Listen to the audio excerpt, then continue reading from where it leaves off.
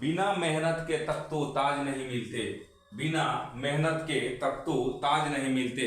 और ढूंढ लेते हैं घने अंधेरों में भी अपनी मंजिल, और ढूंढ लेते हैं घने अंधेरों में भी अपनी मंजिल। क्योंकि जुगनू किसी रोशनी के मोहताज नहीं होते, क्योंकि जुगनू किसी रोशनी के मोहताज नहीं होते। चलिए आइए दोस्तों, मैं पप्पू कुमार आपके अपने यूट्यूब चैनल आरकेटी क्लासेस में स्वागत करता हूं। और पिछले सेशन में हमने क्लास 9 का मोशन चैप्टर ले गया था। मोशन इतना छोटा नहीं, मोशन थोड़ा सा बड़ा चैप्टर है, क्योंकि इसमें बहुत कुछ है। आप पिछले क्लास में जितना कुछ पढ़े हैं उसको बेसिक्स लेके और आगे तक 9th क्लास भी पढ़ना है। इसमें 7th क्लास भी आ जाते हैं, 5 क्लास भी आ जाते हैं, तो इसमें बहुत कुछ है, इसलिए थोड़ा सा लंबा चैप्टर है। इसके बाद में जितने भी चैप्टर है सब छोटे छोटे होंगे। तो पिछला सेशन में हमने क्या देखा था? Distance and displacement. डिस्टेंस और डिस्प्लेसमेंट का हमने डेफिनेशन देखा था, मोशन का डेफिनेशन देखा था, और ये भी बताया था डिस्टेंस क्या है, स्केलर क्वांटिटी है, वेक्टर क्वांटिटी है। That will be vector quantity और वेक्टर जो है 11th क्लास में बहुत बड़ा रोल प्ले करेगा, क्योंकि वेक्टर पे एक चैप्टर है 11th क्लास में, not only in physics but also in mathematics. Mathematics में भी वेक्टर पे एक चैप्टर है और वो पढ़ना पड़ेगा। तो स्केलर और वेक्टर का कहानी यहीं पे खत्म हो जाता है, 9th क्लास में ही हो जाता है, लेकिन आगे जो है वेक्टर ही लेके चलना पड़ता है। चलिए ये तो आगे की बात है। लेकिन पिछला सेशन में हमने जो पढ़ाया था और एक दो प्रॉब्लम भी सॉल्व हमने कराया था, और बोला था क्या अगला सेशन जो होगा उसमें हम प्रॉब्लम लेके आएंगे और आप लोगों को प्रॉब्लम सॉल्व कराएंगे, उसका सोल्यूशन देंगे। और आप लोग को भी बोला था कि कुछ पढ़ के आना, अगला सेशन जो होगा हमारा, अगला सेशन का सब टॉपिक्स और टॉपिक्स भी लिख देंगे। लिखा हुआ है यहाँ पे टॉपिक्स क्या है, uniform and non uniform motion. उसके बाद में क्या, हमें डीलिंग किसके साथ करना है? स्पीड। स्पीड में क्या है? एवरेज स्पीड, यूनिफॉर्म स्पीड, और यूनिफॉर्म को ही बोलते हैं क्या? Constant speed. तो ये तो बाद में चलेंगे, लेकिन इससे पहले एक दो प्रॉब्लम मैं बोल देता हूं, ऐसे डिक्टेट कर देता हूं, और इस पे सॉल्यूशन जो है सॉल्यूशन भी साथ साथ में बोल दूंगा, नो इशू। फर्स्ट जो प्रॉब्लम है, इसमें क्या प्रॉब्लम का एक क्वेश्चन आंसर है, शॉर्ट क्वेश्चन आंसर है। इसमें क्या बोल रहा है? Is displacement a scalar quantity. Displacement क्या है? स्केलर क्वांटिटी है। अगर नहीं है तो क्यों नहीं है? तो हमने पहले ही बताया था क्या, स्केलर क्वांटिटी वो होते हैं जिनमें ओनली मैग्नीट्यूड होते हैं और डायरेक्शन नहीं होते हैं। तो डिस्प्लेसमेंट क्या है? इसमें तो दोनों होते हैं, magnitude as well as direction. तो ये क्या हो गया हमारा? वेक्टर क्वांटिटी हो गया, और ये स्केलर क्वांटिटी नहीं है। तो इसका एक्सप्लेनेशन भी हमने दे दिया। एक्सप्लेनेशन में क्या दिया कि ये इसके पास डिस्प्लेसमेंट के पास क्या होता है? Magnitude as well as direction. Clear? उसके बाद में क्या बोल रहा है? A body is moving along a circular path of radius r। कल हमने बताया था a body is moving on a circular path with radius r, what will be the distance traveled and displacement of the body when it completes half a revolution। अगर half revolution अगर करता है तो उस केस में distance क्या होगा? जैसे मान लो कल बताया था, फिर से एक बार मैं बता देता हूं। कोई यही सर्किल है, और शायद सर्किल बोला हो गया आलू की तरह, ये यही सर्किल है। तो यहां पे बोला जा रहा है क्या कि ये पॉइंट से कुछ चला, यहां से कुछ चला, और ये हाफ रेवोल्यूशन मतलब कि यहीं पे आके खत्म हो गया, बी पॉइंट पे खत्म हो गया। तो इसका डिस्टेंस क्या है? तो डिस्टेंस का हमने कल बताया था क्या, अगर फुल सर्किल रहा है तो 2 पाई आर होता है सरकमफेरेंस। हाफ सर्किल है तो क्या पाई आर हो जाएगा। तो डिस्टेंस इसका क्या हो गया हमारा? पाई आर हो गया। आर क्या दिया हुआ है? रेडियस दिया हुआ है। आर क्या दिया हुआ है? यहां से यहां तक रेडियस दिया है। तो डिस्टेंस इसका क्या हो जाएगा? डिस्टेंस क्या हो जाएगा? पाई आर। और डिस्प्लेसमेंट क्या हो गया? डिस्प्लेसमेंट हो जाएगा क्या इसका? डिस्प्लेसमेंट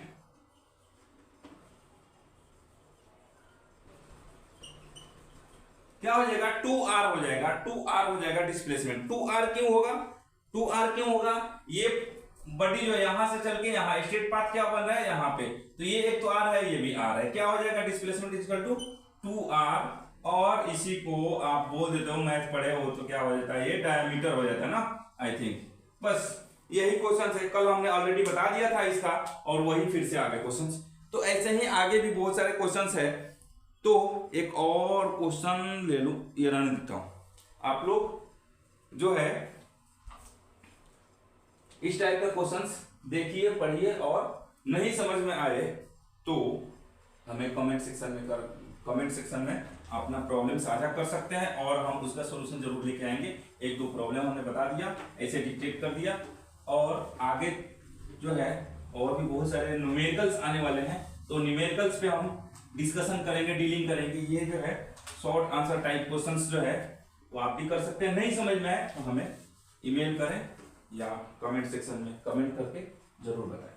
चलिए अगला जो है uniform and non uniform motion. Uniform और नॉन यूनिफॉर्म मोशन में क्या होता है, कैसा होता है यूनिफॉर्म, कैसा होता है नॉन यूनिफॉर्म। यूनिफॉर्म कहने का मतलब हो गया क्या कि एकदम अगर कोई भी मूवमेंट हो रहा है बॉडी में, मोशन दैट मींस मूवमेंट होगा, एक पोजीशन से दूसरे पोजीशन पे जाएगा, तो एक पोजीशन से दूसरे पोजीशन पे जो बॉडी जाएगा उसमें क्या होगा कि बॉडी जो है एक यूनिफॉर्म इंटरवल होगा, मतलब कि जितना इंटरवल होगा उतना ही उसका टाइम इंटरवल के साथ और डिस्टेंस का जो होगा यूनिफॉर्मली चेंजेस होगा, पोजीशन यूनिफॉर्मली चेंजेस होगा। दैट मींस ये कहने का मतलब क्या हुआ, जैसे मान लो कि एक ये स्ट्रेट पाथ है सपोज, क्लियर। तो यहां से कोई बॉडी चला, यहां से कोई बॉडी चला, ये पॉइंट ए है और ये पॉइंट बी है। यहां से कोई बॉडी चला, यहां पे आया, फिर यहां पे आया, फिर यहां पे आया, यहां पे आया। तो यहां पे जो था तो 0 मीटर पे था, यहाँ पे क्या हो गया 2 मीटर पे आ गया, यहाँ पे आ गया 4 मीटर पे आ गया, यहाँ पे 6 मीटर पे आ गया, यहाँ पे 8 मीटर पे आ गया, और यहाँ पे 10 मीटर पे आ गया। क्लियर। तो ये क्या हो रहा है ना, ये 0 मीटर पे था इनिशियल पॉइंट पे। ये क्या है यूनिफॉर्मली, दैट मींस इसमें इंटरवल कितना हो रहा है, 2 का इंटरवल हो रहा है, एकदम यूनिफॉर्मली चल रहा है। तो और टाइम टेकन जो हो रहा है, टाइम जो है टी जो है यहाँ पे 1 सेकेंड पे था, यहाँ पे 2 सेकेंड पे, और यहाँ पे 3 सेकेंड पे, यहाँ पे 4 सेकेंड पे, और यहाँ पे 5 सेकेंड पे। क्लियर। तो यहाँ पे क्या है, टाइम का भी इंटरवल और डिस्टेंस का भी इंटरवल जो है एकदम यूनिफॉर्म है, कांस्टेंट है, एकदम इंटरवल जो है ना एक सीक्वेंस में चल रहा है, ना कि पहला सेकंड में जो है 2 मीटर गया, दूसरा सेकंड में 8 मीटर गया, और फिर तीसरा सेकंड में 4 मीटर गया। ऐसा नहीं हो रहा है, यहाँ पे एक इंटरवल, एक सीक्वेंस बन रहा है। इसको बोलते हैं क्या, यूनिफॉर्मली चेंजेस हो रहा है। मींस समय के साथ पोजीशन तो चेंज हो ही रहा है, समय जैसे जैसे समय बदल रहा है वैसे वैसे क्या हो रहा है, पोजीशन भी चेंज हो रहा है। और पोजीशन का हिंदी क्या होता है, पोजीशन का हिंदी क्या होता है मुझे भी नहीं मालूम है। स्थान जो है चेंज हो रहा है इनका, ठीक है। जैसे जैसे टाइम समय बदल रहा है वैसे वैसे स्थान इनका चेंज हो रहा है। शायद स्थानांतरण ऐसे कुछ होता है, आई थिंक, वो मुझे नहीं मालूम है। तो ये हो गया क्या हमारा यूनिफॉर्म मोशन। और ये यूनिफॉर्म मोशन का क्या है, यूनिफॉर्म मोशन का क्या है, अब इसका ग्राफ कैसे होता है। जैसे मान लो अगर हम देखें यहाँ पे पोजीशन वर्सेस और डिस्टेंस वर्सेस टाइम, ठीक है, डिस्टेंस वर्सेस टाइम। तो यहाँ पे इसको अगर हम मान लिया एस डिस्टेंस को एस से डिनोट करते हैं और टाइम को टी से डिनोट करते हैं। तो यहाँ पे क्या होगा, जैसे मान लो ये 1 सेकेंड है, ये 2 सेकेंड है, ये 3 सेकेंड है, ये 4 सेकेंड, 5 सेकेंड, ठीक है। ये हो गया 0 और ये हो गया 2 मीटर, ये हो गया 4 मीटर, ये हो गया 6 मीटर, ये हो गया 8 मीटर, और ये हो गया 10 मीटर। क्लियर। तो यहां पे क्या हो रहा है, जब 0 पे रह रहा है तो पोजीशन ये रह रहा है, जब 2 पे जा रहा है तो पोजीशन यहां हो रहा है, 3 पे जा रहा है पोजीशन यहां हो रहा है। ऐसे ऐसे करते करते एकदम स्ट्रेट लाइन चला जाएगा, ठीक है। और ये स्ट्रेट लाइन जो जाएगा इसी को बोलते हैं क्या, यूनिफॉर्म मोशन। इस लाइन को, इस स्ट्रेट लाइन को क्या बोलते हैं, यूनिफॉर्म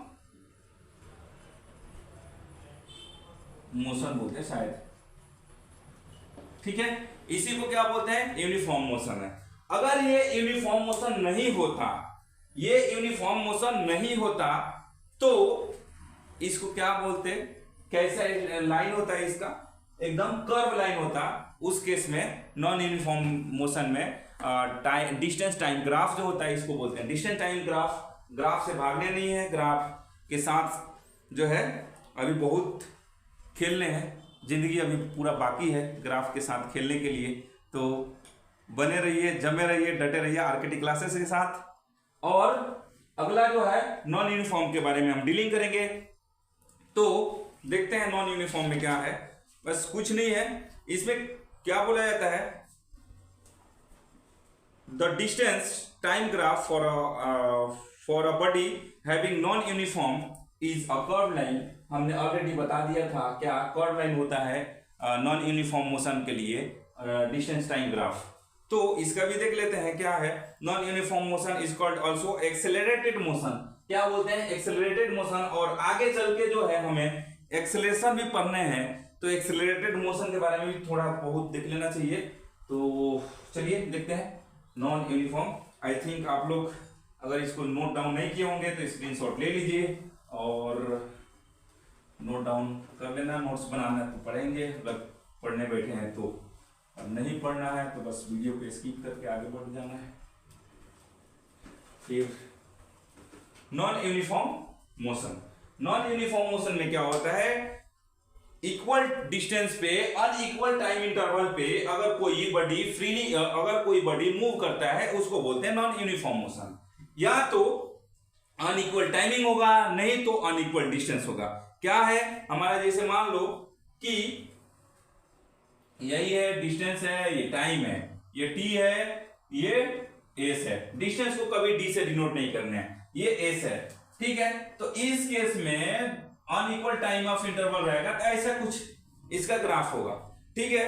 तो इसमें क्या है, जैसे मान लो कभी 2 सेकंड है तो ये जो है 1 मीटर पे है, 4 सेकंड है तो ये जो कि चला गया 10 मीटर पे चला गया, और 6 सेकंड है तो 12 मीटर पे गया। तो इसमें क्या है कि अलग अलग डिस्टेंस, अलग अलग इंटरवल पे, जैसे मान लो कि 1 सेकंड पे कितना था, ये 1 था, ठीक है। 2 सेकंड पे कितना चला गया, ये 2 सेकंड पे ये 2 है, ये 3 है, ये 4 चला गया, ठीक है। और वही अगर चले जाए हम 3 सेकंड पे चले जाए तो एक ही बार क्या हो जाएगा ना, यहाँ पे 4 हो गया, यहाँ पे 5 हो गया, यहाँ पे 6 हो गया, यहाँ पे 7 हो जाएगा। इसका कोई जो है हमने फ्री हैंड से बनाया है इसके लिए, इसका कोई इंटरवल अनइक्वल होगा, कोई भी इक्वल इंटरवल नहीं होगा, कोई भी इसका सीक्वेंस नहीं बनेगा, उसको बोलते हैं नॉन यूनिफॉर्म मोशन। क्लियर। अब चलते हैं हम क्या, स्पीड पे चलते हैं, स्पीड के साथ डीलिंग करते हैं। इसको आगे, इसको यहीं तक रहने देते हैं, आगे देते हैं। क्या क्या है, हमको 3 इंपॉर्टेंट थिंग्स पढ़ने हैं, स्पीड, वेलोसिटी एंड एक्सेलरेशन। तो आज जो है हम ओनली स्पीड पे चर्चा करेंगे, ओनली स्पीड पढ़ेंगे। आगे जो सेशन जो होगा उसमें हम वेलोसिटी देखेंगे और एक्सेलरेशन उसके नेक्स्ट सेशन में देखेंगे। तो स्पीड क्या है, स्पीड को बोला जाता है क्या, distance travelled in unit time, distance travelled in unit time. और हमने क्या ये क्या, और हम अपने भाषा में बोले तो distance travelled by time taken. शुरू से पढ़ते आ रहे हैं, बचपन से पढ़ते आ रहे हैं। क्या है distance travelled by time taken is called speed. तो स्पीड का डेफिनेशन बहुत सारा हो सकता है, या ये भी बोल सकते हैं distance travelled with respect to time is called speed. बहुत सारा हो सकते हैं, आप जिस भाषा में लिखना चाहते हो लिखो, पढ़ो। और वैसे भी स्पीड का कोई डेफिनेशन नहीं पूछने जा रहा है, इससे रिलेटेड न्यूमेरिकल्स पूछे जाएंगे। और ये भी बता दूं, स्पीड क्या है, स्केलर क्वांटिटी है। स्केलर क्वांटिटी क्यों है यहाँ पे, क्योंकि यहाँ पे डिस्टेंस का जिक्र किया जा रहा है, डिस्टेंस के बारे में बोला जा रहा है, ना कि आपको डिस्प्लेसमेंट के बारे में बोला जा रहा है। डिस्टेंस के बारे में बोला जा रहा है, दैट मीन्स डिस्टेंस क्या है, स्केलर है। तो जब बाप स्केलर रहेगा तो बेटा भी स्केलर ही होगा। तो यहां पे क्या है, नालायक बेटा नहीं है, ठीक है, बाप के साथ साथ रह रहा है। यहां पे क्या है, उसका डिस्टेंस का कोई डायरेक्शन नहीं होता है, वैसे ही स्पीड का कोई डायरेक्शन नहीं होता है। जैसे जैसे बाप चलता है वैसे वैसे बेटा चलता है, ठीक है। और इसको और क्या बोलेंगे, इसका एसआई यूनिट क्या होता है? एसआई यूनिट होता है मीटर पर सेकंड। और मीटर पर सेकंड कैसे लिखते हैं, लिखने का भी तरीका है मीटर पर सेकंड, ठीक है। सबसे पहले तो इसका फॉर्मूला लिख दूं, स्पीड इक्वल टू क्या होता है, distance divided by time taken लिखते हैं या टाइम इलेप्स लिखते हैं, ठीक है। टाइम इलेप्स अभी नहीं लिखेंगे, आगे चल के लिखेंगे, ठीक है। और स्पीड को स्मॉल v से डिनोट करते हैं और डिस्टेंस को s से डिनोट करते हैं और टाइम को स्मॉल t से डिनोट करते हैं, क्लियर। अब यहां पे भी लिखा जाएगा क्या, where v is equal to speed and s is equal to distance and t is equal to time taken, clear. अब ये जो है इनका एसआई यूनिट अगर जाए लिखने के लिए, एसआई यूनिट जाए लिखने के लिए, याद रखना एसआई यूनिट जो है फिजिक्स में बहुत वाइटल रोल प्ले करता है, हमेशा पूछा जा रहा है एसआई यूनिट क्या होता है। और 11th में जाओगे तो यूनिट एंड डायमेंशन करके एक चैप्टर मिलेगा, उसका बहुत ही अधिक यूज है। तो एसआई यूनिट क्या हो जाएगा, v तो रहने देते हैं, डिस्टेंस का क्या हम लिखेंगे, स्मॉल यूनिट क्या मीटर है, और उसके बाद टाइम का क्या है, सेकेंड है, ठीक है। इसको क्या लिखेंगे, मीटर पर सेकेंड इसी को बोलते हैं, या इसको लिख सकते हैं क्या, मीटर सेकेंड -1 लिख सकते हैं, या इसको ये भी लिख सकते हैं क्या, मीटर पर सेकेंड, ऐसे लिखते हैं। तो बहुत सारा टाइप है लिखने का, जैसा भी चाहो वैसा लिख सकते हो। और ये स्केलर क्वांटिटी है, ना ही ये वेक्टर क्वांटिटी है। वेक्टर इसलिए नहीं है क्योंकि इसमें ओनली डायरेक्शन है, सॉरी ओनली मैग्नीट्यूड है, direction is not there, okay. अब हम चलते हैं क्या, एवरेज स्पीड पे चलेंगे, एवरेज स्पीड देखेंगे। तो एवरेज स्पीड देख लेते हैं, उसके बाद में कांस्टेंट स्पीड देख लेंगे। Average speed is nothing, average speed में क्या है, कुछ नहीं है, total distance travelled by divided by total time taken. जैसे मान लो कि एक आदमी है, वो ट्रेवल करेगा 5 किलोमीटर स्कूटी से किया, 10 किलोमीटर बाइक से किया, उसके बाद में 5 किलोमीटर बस से किया। ये सभी को इकट्ठा ऐड कर देंगे और सभी को ट्रेवल करने में जितना टाइम लगा उसको ऐड कर देंगे, डिवाइड कर देंगे, हो गया क्या, एवरेज स्पीड, क्लियर। तो ये भी कोई अधिक कुछ नहीं है, इसका डेफिनेशन ही होता है क्या, total distance travelled by a body divided by total time taken for travelling the distance. ये हो गया क्या, एवरेज स्पीड हो गया। और एवरेज स्पीड का भी वही एसआई यूनिट होता है, मीटर पर सेकेंड। और एवरेज स्पीड भी क्या होता है, वेक्टर क्वांटिटी नहीं होता है, स्केलर क्वांटिटी होता है। ये भी क्लियर हो गया। अब जो है यूनिफॉर्म स्पीड, और यूनिफॉर्म को बोलते हैं क्या, कांस्टेंट स्पीड। कांस्टेंट स्पीड क्यों बोलते हैं, क्योंकि एक इक्वल इंटरवल ऑफ टाइम पे चलते रहेगा, ठीक है, इसमें ना ही चेंज होगा।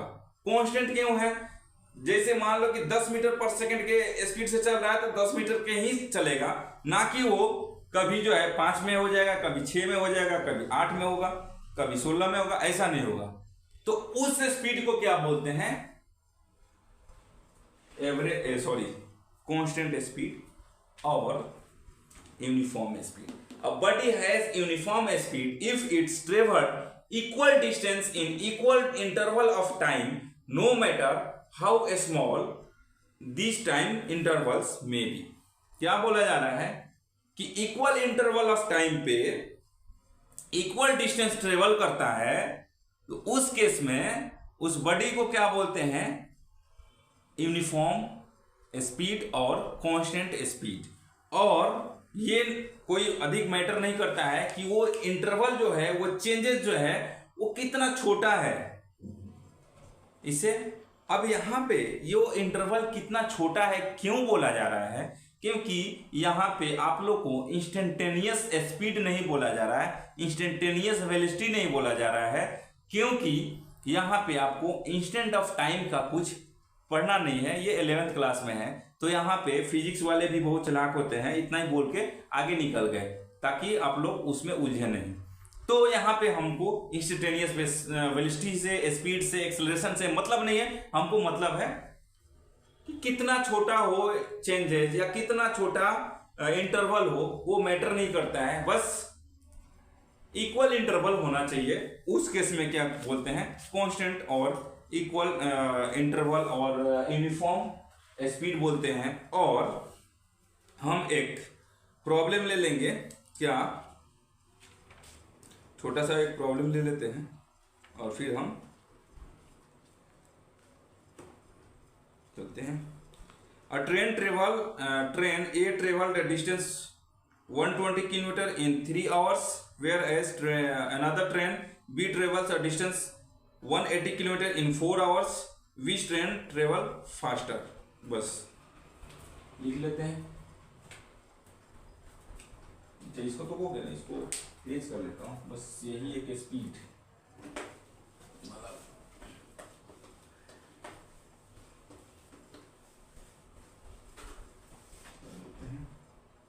क्या बोल रहा है, train A travelled a distance 120 kilometre in 3 hours. Train A travelled 120 kilometre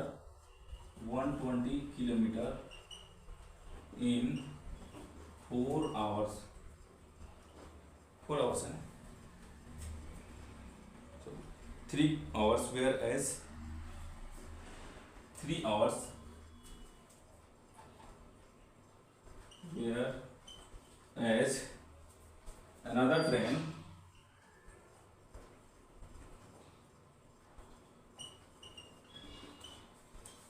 B traveled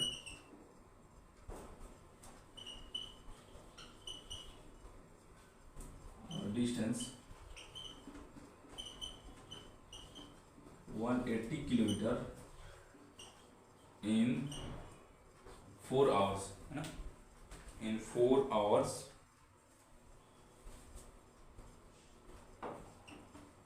अब पूछा जा रहा है which train is faster. बहुत छोटा ही सवाल है, बहुत ही अच्छा है और बहुत ही छोटा है, सवाल कभी अच्छा नहीं होता है। तो इसमें क्या है, इसमें दिया हुआ क्या, एक ट्रेन है ए और एक ट्रेन है बी। ये ट्रेन ए जो है 120 किलोमीटर ट्रेवल करता है, कितना, 3 घंटा में, और दूसरा ट्रेन बी जो है वो क्या करता है, ये 180 किलोमीटर ट्रेवल करता है 4 घंटे में। तो कौन सा ट्रेन फास्टर है, यही पूछा जा रहा है। तो सबसे पहले हम इसका सॉल्यूशन ले लेंगे। सॉल्यूशन में क्या है, गिवन दिया हुआ ट्रेन ए, इसके बारे में देखेंगे। तो स्पीड इसका निकालेंगे, स्पीड इक्वल टू क्या है, distance divided by time. Clear, distance कितना दिया है 120 किलोमीटर, डिवाइडेड बाय कितना है 3 आवर्स है, इज इक्वल टू कितना हो जाएगा 40 किलोमीटर पर आवर्स। ठीक है, या यहां लिख देते हैं 40 किलोमीटर पर आवर। ठीक है, और दूसरा जो है ट्रेन बी, इसके लिए क्या आ जाएगा, स्पीड इक्वल टू, इसका भी तो फॉर्मूला वही हो जाएगा, डिस्टेंस डिवाइडेड बाई टाइम। क्या हो जाएगा 180 किलोमीटर डिवाइडेड बाई 4 है, हाँ 4 है। ये कितना हो जाएगा 180 किलोमीटर डिवाइडेड बाई 4 हो जाएगा, कितना हो जाएगा, ये 45 से कैंसिल हो जाएगा, is equal to 45 kilometre per hour. अब एक बात बताओ, इसमें जो है दोनों में देखें तो स्पीड किसका अधिक है? ट्रेन बी का। तो यहां से लिख देंगे क्या? Hence train B is faster than train A. Clear? यही हमसे पूछा जा रहा था और इसका आंसर यही हो गया। तो चलिए, और भी है, बहुत सारे प्रॉब्लम है, तो एक एक करके प्रॉब्लम हम सॉल्व करेंगे और देखेंगे, आगे बढ़ेंगे। बहुत सारे प्रॉब्लम है स्पीड पे, तो अगला जो है सेशन जो होगा इस पे एक दो प्रॉब्लम सॉल्व भी करेंगे और आगे बढ़ेंगे। और उसके बाद में हम अगला सेशन जो हमारा आएगा वो क्या होगा? वेलोसिटी से होगा। वेलोसिटी में क्या है? वेलोसिटी कौन सा क्वांटिटी है? वेक्टर क्वांटिटी है, क्योंकि ये क्या कहां से आया? वेलोसिटी डिस्प्लेसमेंट से आया। तो डिस्प्लेसमेंट कौन सा क्वांटिटी है? वेक्टर क्वांटिटी है। चलिए, बने रहिए, जमे रहिए और डटे रहिए आरकेटी क्लासेस के साथ, और अधिक से अधिक प्रैक्टिस कीजिए, अधिक से अधिक प्रॉब्लम सॉल्व कीजिए और आगे बढ़िए। और कोई भी डाउट्स हो, कोई भी प्रॉब्लम समझ में ना आए तो जरूर हमें मेल करें। मेल है, ऑफिशियल मेल है artutorial2022@gmail.com, मिल जाएगा डिस्क्रिप्शन में, और नहीं तो कमेंट सेक्शन में कमेंट कर सकते हैं और उसका सोल्यूशन जरूर मिलेगा आपको।